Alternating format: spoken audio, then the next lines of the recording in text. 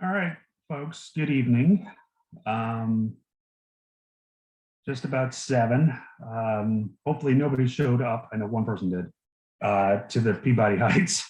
But hopefully they're able to join us from there with phone or laptop.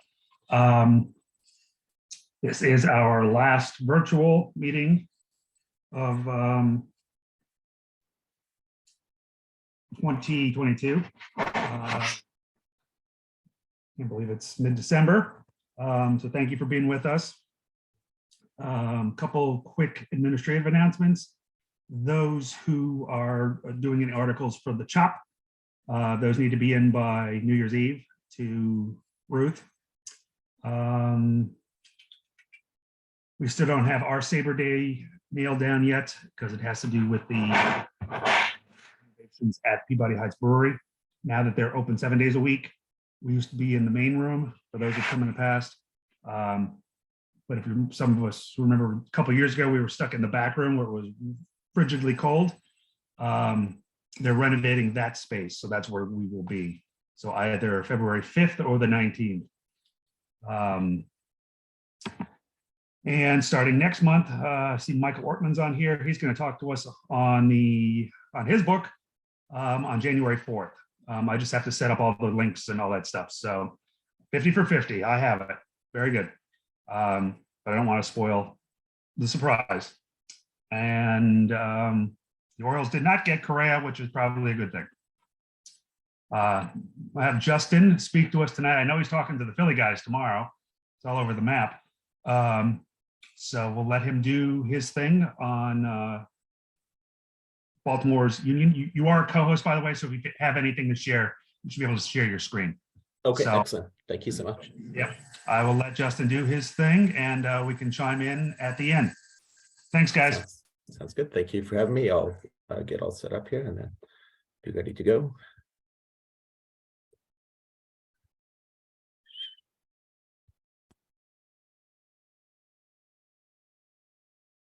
Okay.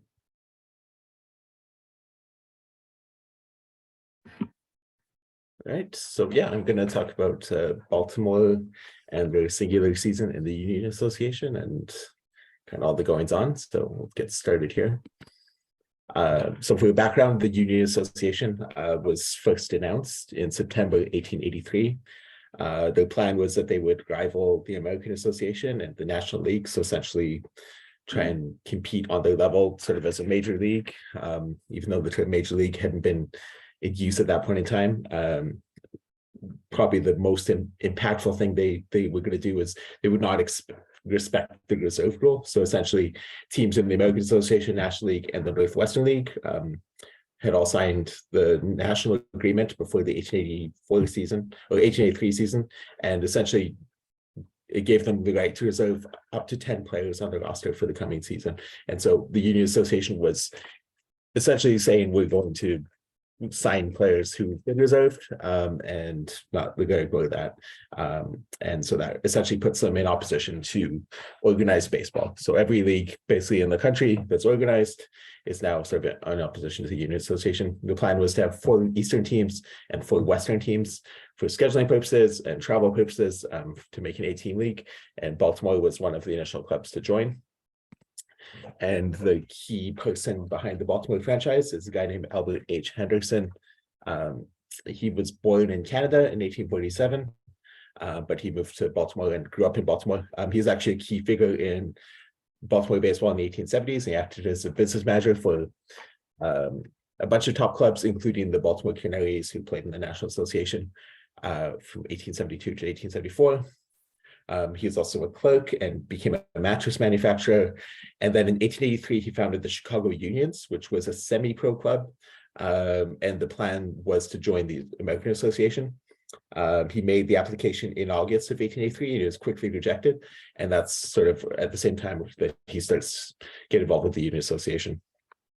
And so here's a picture of the 1872 Baltimore Canaries. You've probably seen that photo. But yeah, he was involved with that club. And then here's a nice photo of the 1883, a couple of members of the 1883 Chicago Unions. It's Abner Powell on the right and Chris Fulmer on the left. And it's one of the few photographs related to any union association stuff. So this is the 1883 club, has no direct relation to the 1884 club other than Henderson's ownership. But we'll talk about that in a moment. So essentially Henderson was, if anything, a bit of a pioneer in syndicate baseball, because he was going to be the owner and prime financier of the Baltimore and Chicago franchises in the Union Association. So as a result, he was the other owners in the league are trying to fill rosters with about 11 or 12 men. He now has to make 2 rosters, so he had a need for cost-controlled players. And so, yeah, he was looking for about 22 men to fill the roster, and then additional players for the reserve club as well. So he hired a guy named Ed Hengel, who was a Northwestern League umpire.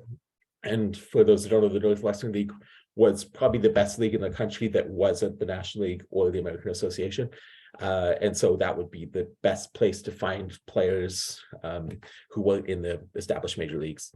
And so he hired him to run his Chicago club and be the manager and recruit players from the league. And so essentially Henderson and Hengel had this interesting strategy where they targeted a number of players who were reserved in the Northwestern League. So in total, they end up signing 16 reserve players, primarily focused on the Peoria, Illinois, and Springfield, Illinois franchises. Coincidentally, Moxie Hengel, who was the younger brother of Ed Hengel, was the second baseman for Springfield, and he had been reserved by the club, but he was one of the first signings by Chicago in October, and it's likely he was kind of a mole for the club and recommended players and things like that. And additionally, we know what the Peoria salary demands were. There's a nice news article where it lists all the details of that. So most of the players were asking for between $125 and $175 a month, which is a fairly modest salary at the time. And so Henderson was likely using that figure to negotiate. And as a result, most of the players he signed for the 1884 season for his 2 clubs were signed for salaries of $1,200 for the year, about $200 a month, which was pretty competitive, but still cheaper than most salaries being paid in the major leagues. And so here's an example of, this is the only known Union Association contract. It was signed by a guy named Charles Levis, who ended up playing first base for the Baltimore Unions. And it says that he's signed for $1,200 for a 6-month contract, so essentially $200 per season, $200 per month. And to clarify, in most records, you'll see, like on Baseball Reference, the clubs referred to as the Monumentals, but this is a mistake. Most of the clubs in the league were called the Unions, quite simply. And they were, Baltimore club was no exception. They were known exclusively as the Baltimore Unions. The letterhead is the Baltimore Union Baseball Club, the Chicago Unions, the Chicago Union Baseball Club, not the Baltimore Monumentals, which you might see in other sources. The Monumentals were actually the short-lived Eastern League club that played in 1884. They disbanded, I believe, in like early May, or by the end of May, they were finished. And so when the 1884 season was going to start, there were 3 professional teams in Baltimore: the American Association's Orioles, the Unions, and then the Monumentals in the Eastern League, which was kind of a step below the Northwestern League, and it's kind of a lower level minor league, but they had just formed in 1884 to take the field that season.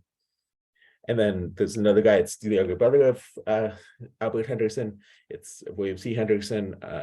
He was born in 1857 in Baltimore, and he took on the role of business manager for the Baltimore Unions. And then he later hired Ned Cuthbert, who was a veteran player, to act as the field captain and manager sort of in June of 1884, I believe. And he held on to the role for most of the rest of the season.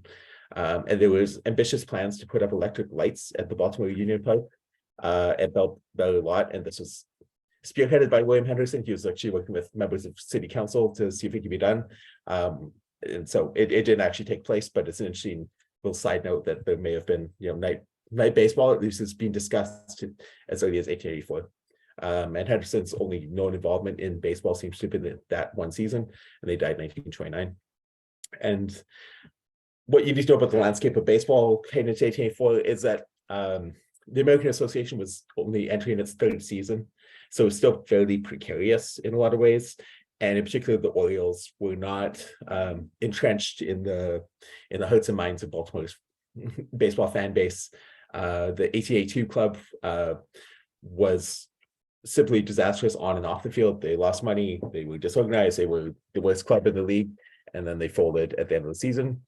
Billy Barney, who was I believe he's from Brooklyn, he was a old-time ball player. He came up with the funding to create a new Baltimore club to replace the initial version of the club, and that's the first club to be called the Orioles professionally in the major leagues. And so 1883 season, they take the field, but they're a troubled club that is kind of filled with a lot of drunks and disreputable characters. They struggled on the field. I think they went 39-73. And they had a bad reputation, but they drew fairly well because it was an improvement over the 1882 club at the very least. But they were still like, they hadn't established like the brand, so to speak, in modern parlance. And so it wasn't clear that they were the best team. They didn't have this entrenched fan base that could be counted on, that they're going to stick with us. And so that makes Baltimore an interesting market for the Union Association to enter.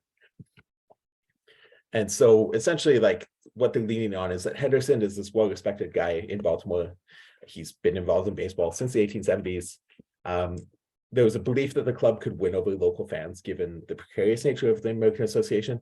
And the team is essentially comprised of a mixture of Northwestern League players, some cast-offs from the Orioles, and then some semi-pro players. And they also hired a number of young players to form a reserve club, which became sort of a popular trend at that time, where clubs would make these sort of clubs of an extra 9 or 10 players that would play these exhibition games and things like that, in order to keep as many players in the fold as possible, because they're so competitive for players in 1884. And he actually enlisted a number of these players to help build the ballpark. And we'll get into talk about the ballpark here. It's called Bel Air Lot. It was built in the spring of 1884 for use by the unions. It had a capacity of around 5,000 fans. The July 4th game drew an estimated 8,000 fans. There were a lot of reports that there were fans seated on top of buildings and houses out in the outfield, and it was just a full house, so to speak. And yeah, the park featured 2 clubhouses and a restaurant as well. And so it's considered is quite well thought of. And so if there's a little map of the current location, the estimated current location of where it would be. And so using Google Maps, this is sort of the rough area. And then when I was at SABR 50, I actually went and took some photos to try and find where it was. So yeah, this is the view from Forest Street facing north, which would correspond to roughly where the third base stands would be. This is a view facing south from Orleans Street, which would correspond to the first base side of the park. If you see in the distance, there's the trees in that green lot. That's where the Bel Air Market stood, and that was the reason the park got its name of Bel Air Lot. And then this is the view from Forest facing south, near the intersection of Forest and Orleans. And based on the map, this would be facing the home plate grandstand. Home plate would likely be underneath where the new building is right here.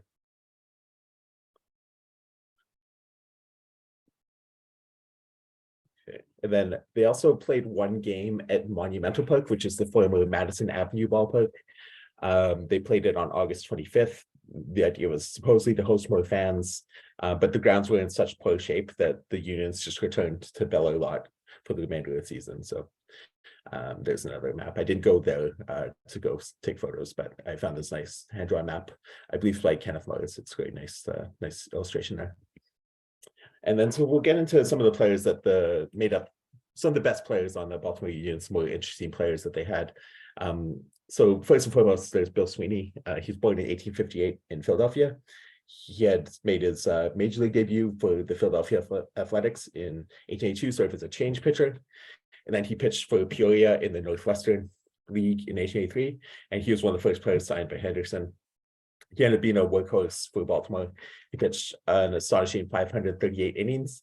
He won 40 games, but he destroyed his arm in the process, and he never played the majors again. And he was out of baseball by 1887. Then he died in 1903. But he was kind of like probably the best player on the club, and the reason they actually performed quite well. His catcher, for the most part, was a guy named Eddie Fusselback. He was born in 1856 in Philadelphia. He debuted for the Brown Stockings in 1882, and then he was Sweeney's catcher in 1883 for Peoria. He was the starting catcher. He hit 284, which is quite respectable, but he also led the league in pass balls. And so, given that catchers didn't use gloves at that point in time, they might have some light, thin gloves that would cover the hand, but there was no such thing as a catcher's mitt at that point in time. Leading the league in pass balls was a fairly common, it's catchers of the time typically gave up a lot of pass balls, but he was by all accounts a fairly solid catcher, and then with his offense, he was a fairly valuable player. He only played 6 more major league games after 1984, but he played until 1892 in the minors, and he died in 1926. And then another key player who probably went on to have the most successful major league career after the Union Association was William Yank Robinson. He was another Philadelphia player born in 1859. He played a couple games for the Detroit club in the National League in 1882, and then he played for East Saginaw in 1883. He was a versatile, and he played all 9 positions in his career. He had a tremendous batting eye, so he actually led the Union Association in walks with 37, but this is at a time when it took 7 balls to draw a walk. Then it became a key cog for the Browns dynasty from 1885 to 1888. He led the league in walks a couple times. He's one of those guys, if you know the old player Camera Eye, Max Bishop, or a G tennis type, where he had a low batting average but drew so many walks that his on-base percentage was very, very high. So if he existed today, he'd be an incredibly valuable player. But his career was shortened by tuberculosis, and he died at just age 34 in 1894. And then another fine player who debuted for Baltimore was Emmett Sealy. He was born in Illinois in 1861. He had played for Henderson's Chicago Union semi-pro club in 1883. So that's likely where he came to be noticed by Henderson and co. And he was Baltimore's everyday left fielder and probably their best hitter. He had .313 on the year with a 142 OPS plus. He later started for Indianapolis in the National League and other clubs through 1892. And then he died in 1930 in Saranac Lake, New York. And then finally, I'm talking about John Rooney Sweeney here just because I think he's an interesting guy, less so for his baseball ability. But he was born in 1858 in New York. He had debuted for the Orioles in 1883 as a catcher, and he had a good defensive reputation, but he was best known for his drunken exploits. He shared catcher duties for Baltimore in 1884, but he hit just 226, and he lost a lot of playing time. He played briefly for the St. Louis Maroons in 1885, and then in the minors to 1890. He had this really interesting and tumultuous baseball life after baseball. You can find a lot of quotes and stories about him in the National Police Cadet and things like that. But he worked as a fireman. He was a boxing manager, and later became a dock master at what is now Roosevelt Island in New York City. He was credited with saving 12 people from drowning during his 15 years in the role, and he received numerous commendations and medals. But his final resting place is unknown. He's one of my more sought after guys because one of my side hobbies in this baseball world is to track down these kind of obscure players, photos of players, and then also what happened to them, because there's quite a few still that we don't have death dates for and don't know what happened to him, and he's one of the guys on the top of my list.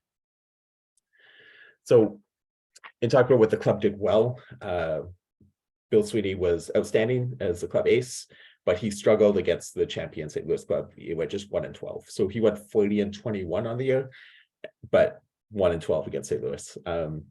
Sealy, Robinson, and Fusselback were all solid contributors. The club got off to a really hot start and held down second place for most of the season. If you don't know, the St. Louis Unions were run by Henry Lucas, who is the league president, and he stacked his team with a number of major league stars, and they won the pennant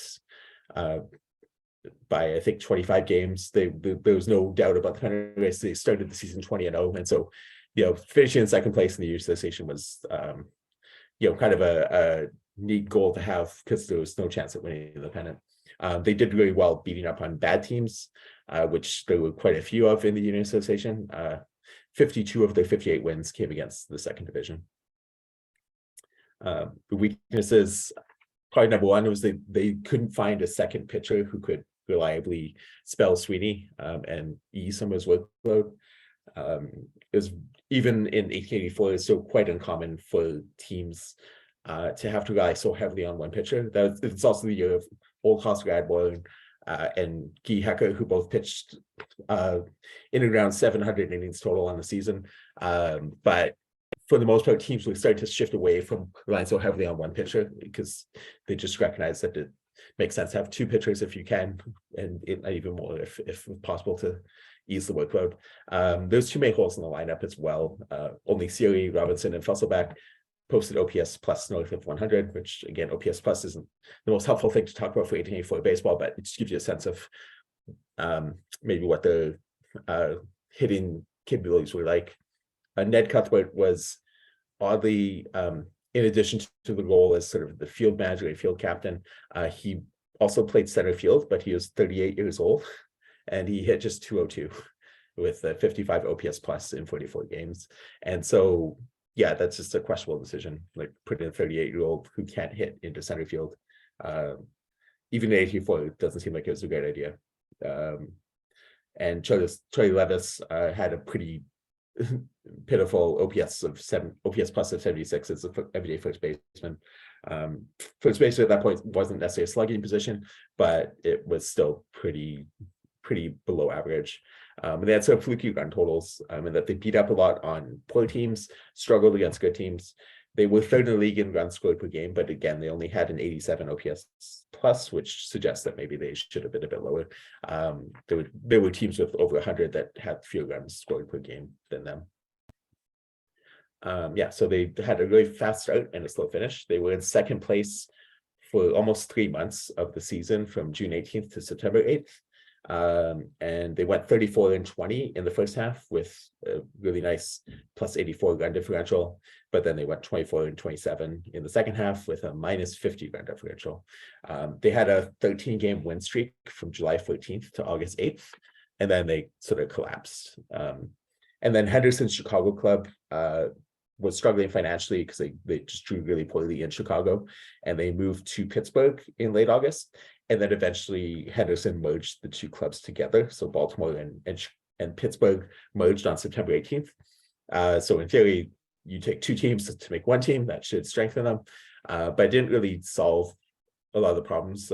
They went just 12-26 over the final 2 months, and they only went 7-9 after they merged. And so, yeah, it was kind of like, didn't really pay off as they were hoping. They finished the season with a 58-47-1 record, which ended up being good for third place in the league. But they went just 1-14 against pennant winning St. Louis, and they went 4-10 against second place Cincinnati. So they were clearly a tier below the top two clubs in the league, and that's why they ended up finishing third. So yeah, the big search for a number two pitcher was kind of the big problem all year long. And yeah, so Sweeney had this amazing season, 40 wins, 377 strikeouts and over 500 innings, a 2.59 ERA. He led the league in batters faced. But yeah, he really started to wane as the season went on, and he struggled so much against the St. Louis. As a result, the club used 14 different pitchers throughout the season, which seems like nothing nowadays, but at the time was pretty astonishing. And only the dreadful Kansas City club in the Union Association used more pitchers. The Kansas City club, I think they went 13-67, and they just churned through players. And yeah, the reason I write about this is, like, one of the things that prompted me to write this book on the Union Association was searching for these really obscure players, and the Baltimore Unions have a host of them. And so in the past couple of years of doing research, Ed Smith, James Morris, and Joseph Dorsey, who were previously unknown, like they were listed as Smith and Morris and Dorsey, like in the record books. I was able to possibly identify their names and places, birth dates and death dates and all that. But there's still 3 more pitchers that we don't have those things for. So there's a guy named Smith who played one game in June, and then Fred Beck and John Ryan. So essentially, when I started researching all this stuff, there were six pitchers on the club who we didn't have any like real meaningful information about in terms of the final resting place and that sort of thing. And so I just became kind of obsessed with them. And so here's a nice montage of all the different players they used, including they used Yank Robinson at pitcher as well. But yeah, so we're still missing, Joseph Dorsey, John Ryan, and Smith. We're missing photos for, and just want to talk about that. And then perhaps like maybe not the most interesting, but another sort of oddball person who appeared on the roster is this outfielder who we only know by the last name of Scott. He debuted on July 16th, 1884. He made 13 appearances for the club.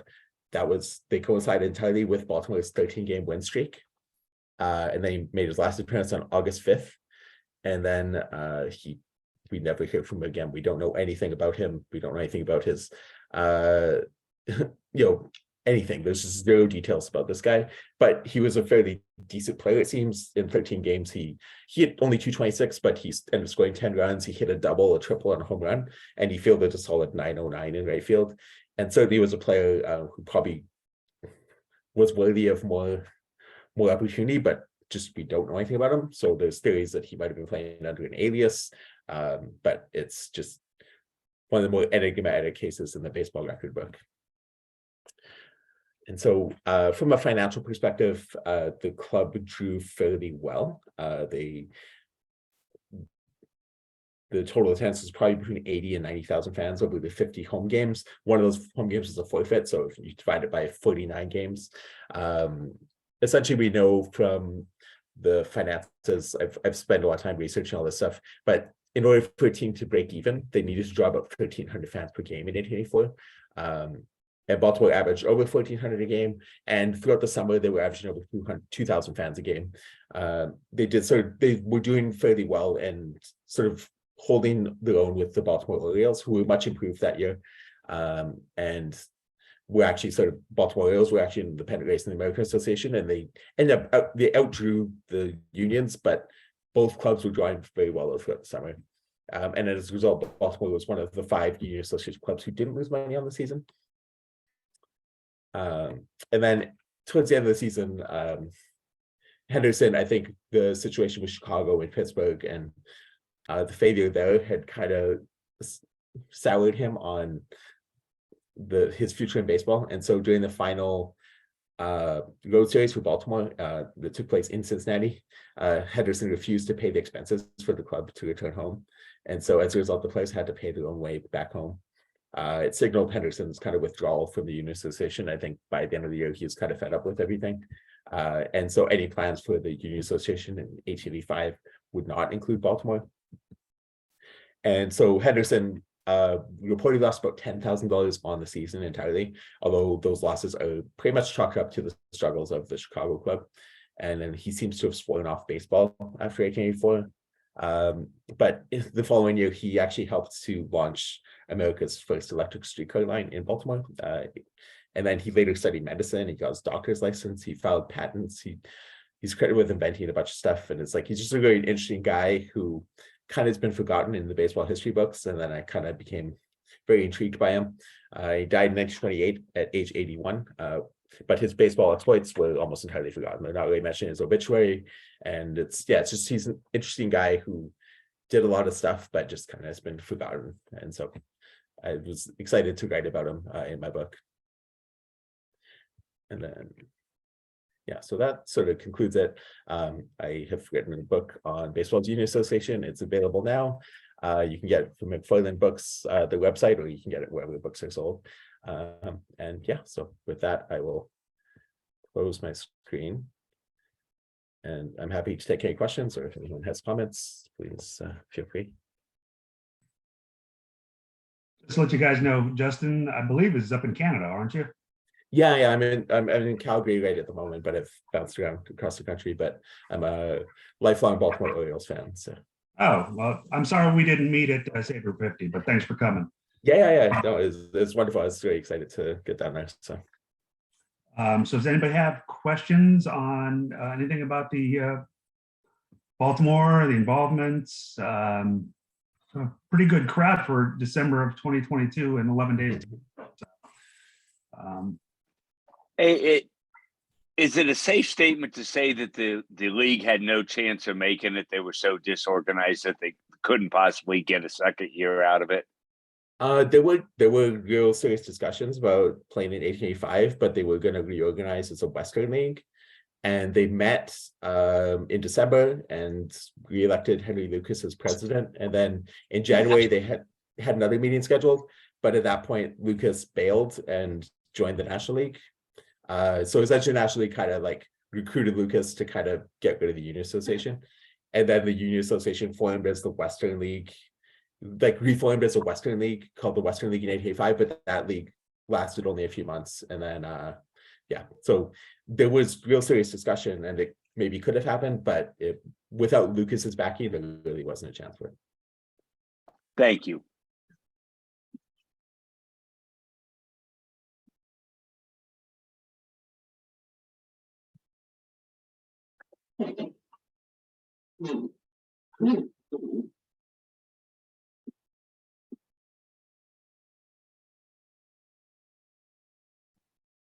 Helps if you unmute. Sorry about that. All good. Justin, you mentioned that you did the ballpark tour when you were in Baltimore for SABR 50. Yes. Most fans go back to Memorial Stadium. Very few like yourself have such great context of what was Baltimore's baseball history before that. What was that experience like for you? Talk about that tour a little bit. Oh yeah. The tour was incredible. I ended up like hanging out a bunch with David Stinson, and he's just the nicest guy, and he did so much to organize that tour. It was just a lot of fun to see all that sort of stuff. Memorial Stadium was a bit before my time, because I became a baseball fan around 91, and so that I like the Orioles. They had a cool logo. I learned who Cal Ripken was and kind of went from there. And so I had much more connection to Camden Yards and stuff like that. But it was wonderful to see, Memorial Stadium, to go and, that's where home plate is. And then to see the New League parks as well, just where they were, that I thought that was really exciting. And then my own personal interest is the Union Association as a result of my book. And so getting the chance to go see where the park may have stood that was just a really cool and exciting thing to do. And I had a lot of fun with that too. It was very informative and interesting. Kudos to Peter and others who put that together. It was just a real special thing that the SABR 50 offered. Oh yeah, it was wonderful. Yeah, it actually sold out really quickly. I know. I didn't get to go. I didn't. I gave up my seat so somebody else could go. I did the dry run with Charlie and David and Chris Reel, who's a SABR member who owns a touring company that got the buses and all that stuff.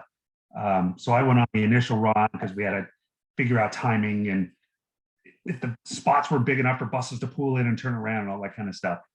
David's actually in Europe right now, Madrid, I think, on holiday with his wife. I don't know if the boys went, but I think he's due back in a couple of days. But he's he's the vice president of this chapter, and he's actually one of the 2 or 3 people who helped found the Baltimore chapter and got it off the ground. So without David Stinson, Bernard McKenna, and Bruce Brown, we have a Baltimore chapter.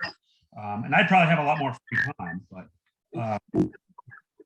but so much appreciated for you guys who came, obviously, to SABR 50, and those who picked up the book that SABR put out on Baltimore's baseball history, of which David Stinson wrote a ton of articles. It's complex, but it goes back to the 1860s, and it's fascinating. People just think of the modern Orioles, so many other layers of baseball and leagues and teams, the Negro League. So from a standpoint of pushing Baltimore history, we were grateful not only to have the convention, but to have it so universally accolades thrown our way for being the first post-pandemic convention. So, kudos to everybody who enjoyed.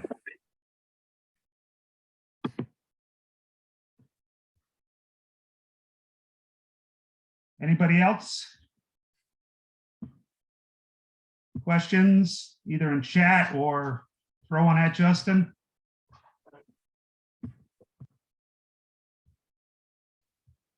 Everybody's quiet tonight. Is this your first presentation on this book for SABR? Or you've done a couple. Yeah, I've done a few. I've been sort of tailoring them to each chapter. And so yeah, like Oh, good. Baltimore. Then I'm talking to the Philly tomorrow about the Philadelphia Keystones and the Wilmington. Good. Yeah. Lincolns, and, They're yeah. good guys up there. I get along great with Rock and Matt. And we do the minor league game we usually do every year. We co-sponsor, do like a joint Oh, game. that's very cool. Yeah. So I'm excited to talk to them as well. And yeah, it's been really cool to talk to all these different people, and like it's been fun to talk about different aspects of the league as well, because I think a lot of the conversation about the league tends to be like about, was it actually a major league, and then Henry Lucas, and like that's about it. So it's nice to go deeper and talk about oddball stuff. It is officially recognized as major, isn't it? Oh yeah. It's always, it has been for It seems like it was so disorganized. I'm surprised it is considered that. Yeah, so a bit of a long story about how that so comes to be, but the key figure in that is Al Spink, who helped found the Sporting News. He's from St. Louis. He later claimed to have worked as a secretary for the St. Louis Unions in 1884 for Henry Lucas, but I can't find any contemporary evidence of that. But when he wrote a book called The National Game in 1910, which is kind of one of the first attempts to write a full history of baseball. And he talks a lot about the St. Louis and the Union Association, and that includes a bunch of nice photos of St. Louis Union players. And so that sort of starts it. And then one of his disciples is a guy called Ernest Lanigan, who was also another famous statistician and sports writer. And he invented the OBI and stuff like that.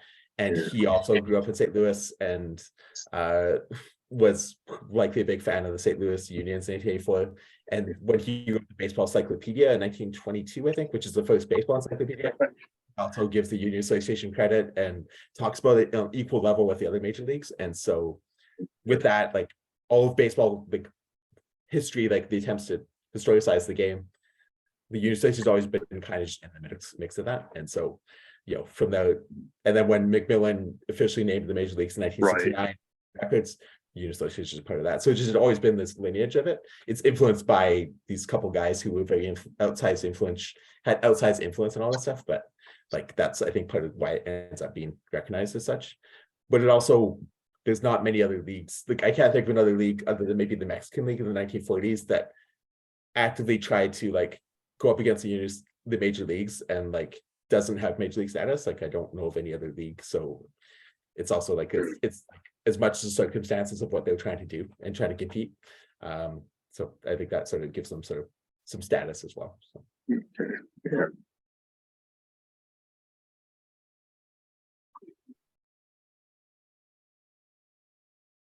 Anybody else? Questions, comments? Anything to say on SABR related, baseball related, as we pretty much are getting ready to turn the calendar in 2 weeks or so. And like I mentioned earlier, for those who missed it, I believe the Bob David's DC Chesapeake chapters SABR Day will be the last Saturday in January. Not sure location yet.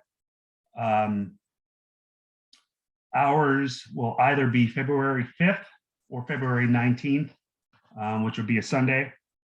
And I believe February 4th is Philadelphia's, but don't quote me on that. I'm on their list and I got a notice about it. I just can't remember the exact date. So those are the closest. I'm not sure about Harrisburg and some of the other ones within, that border on the Baltimore chapter. For those of you who don't know, there is a brand new chapter in New Hampshire and Maine. I don't know if they have I think they're in northern New England. Bruce McClure, who is the SABR ambassador, is helping put that together, and they seem to kind of be off and running. So for those who, you can join as many chapters as you want. Obviously, you just get a lot of emails, but they seem to have their stuff together. And for those we know Chicago is SABR 51 early July, and the Memorial Negro League Conference, I'm not sure of the dates, but it's the end of July in Detroit. for those who are interested. Anything else? Questions, comments? Weather-wise, I'm glad we didn't go. It's starting to precipitate here. I'm in downtown Baltimore. Looking out the window, it's like a light rain. So I'm sure for the northern areas, it's probably getting pretty bad already. So I don't know about up there in York, but you're muted, Jeff. Right, there we go. Okay. Yeah. I haven't actually looked out the window, so I'm not sure if anything's going on or not. Yeah. So, I mean, my mom lives in Scranton. They're supposed to get obviously more and everything. Oh, yeah. It's that time of year. And hopefully in January, everything will be, semi-normal. You say we're going to be in the renovated back room at peak, Yes. so it will be heated? So it's supposed to be heated and whatnot. I'm hoping to get up there before the end of December to pop through and see how it's going. I'll at least touch base with Dick and Eddie, or I'll have David Stinson back in town and see how progress is, because we'd like to shore up the dates. Just like to know how to dress. Right. And I saw Bill Stetka last night at the Babe Ruth Museum's holiday. Oh, yeah. So he's, he'll get us an Oriole as always. He was available and all that kind of thing. Okay. So, we're coming off a high of having the convention, this year. Yeah. We go back to regular status. But we have nothing to be ashamed of. Anybody who came and enjoyed themselves. Sorry, Baltimore's in some shape, but from a convention standpoint, and the Orioles had a great season. I couldn't be prouder. Yeah. So, all right, let's throw it out there. Peter, you'll be pleased to know that your nudge of Rick Vaughn caused him to renew his SABR membership. He had let it lapse for a short time, but Rick's back. Those who don't know Rick, he was PR director of the Orioles after Bob Brown, before John Maroon. So back in 80s, early 90s. And then he left to become the PR director for the Rays, and he was there for 20 years. He's now retired and running Joe Madden's charitable foundation. But and he's instrumental in helping us get Coach Madden to do possibly a virtual appearance spring, and then also maybe an in-person appearance to do a book signing down the line too. Yeah, Rick wrote a book. In fact, you were talking about SABR Day earlier. The SABR Day we're planning in Central Florida is Rick and my books, plus the host for the event. It's going to be Pat Williams, who some will remember was the president of the Philadelphia 76ers. Yeah. Oh, yeah. I remember. The founding partner of the Orlando Magic. He was a minor league baseball player who, during his lifetime, read more than 25,000 books. He wrote more than 100 books. And he has now donated all of those books to his church here in Central Florida, one of these big mega churches. And they have opened the Pat Williams Leadership Library to house all these books. And so that's where the SABR event's going to be. Pat's going to be the host of the event. We're going to talk books. We're going to have a fun little gathering. So that'll be of interest to some other markets. We'll record it and share it later. Nice. And it'll be nice to get Rick to engage with this chapter as well. He's happy to do it. That's awesome. Yeah, I look forward to getting to know him and obviously meeting Coach Madden somewhere down the line too, considering I'm from Pocono region, same as Joe. Yep. Anybody else? Jeff, I'll see you next week if you come to the Called Shot line. Yeah, I'm planning on it now, weather permitting. It'd be good to see someone. Baseball thing I can. Other than that, appreciate all you guys coming out tonight. Obviously, Justin, our neighbors to the north, thanks for being here. Yeah, thank you for the opportunity. It's been wonderful. Thanks for your Orioles loyalty. Looking forward. Yeah. Well, this year helped to rekindle some of that. And that's, the fact that they were good this year maybe incentivized me to go to SABR as well. So it's good. Excellent. Well, all right. Good for the city because it's broke. So if nothing else, I'll say happy holiday season greetings to everybody. You know how to reach me if you need me. And I'll see you, I guess, virtually next year. All right. All right. Have a good evening, everybody. Okay. Night, Thanks. everybody.